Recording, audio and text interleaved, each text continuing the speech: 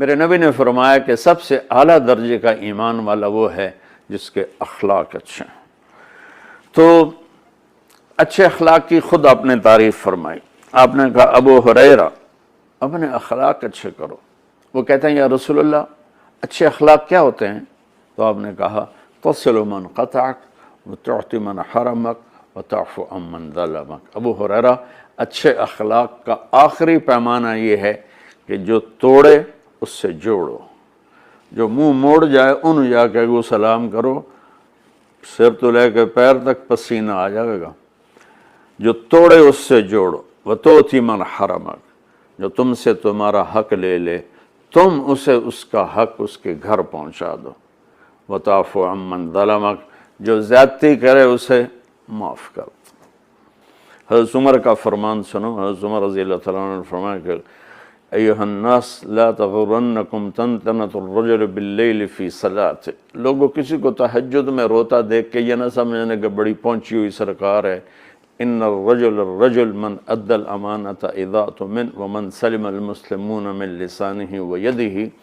عمر جیسی ہستی فرما رہے ہیں کہ سن لو، کامل انسان وہ ہے جو کسی کو دھوکہ نہ دے اور جو کسی کو دکھ نہ پہنچائے، وہ ہے کامل انسان۔ ہمارے ماحول میں عبادات غالب ہیں اور اخلاق مغلوب ہیں، تو لمبے لمبے نفل، ہر سال حج کرنا، عمرے پہ عمرہ کرنا بہت اچھی بات ہے، اللہ کو پسند ہے، محبوب ہے، لیکن کمال عبادات سے نہیں آتا، کمال اخلاق سے آتا ہے۔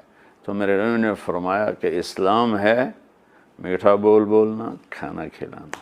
پھر وہ پوچھتا ہے اچھا یا رسول اللہ ای الاسلام افضل، اسلام کا سب سے اعلیٰ درجہ کیا ہے؟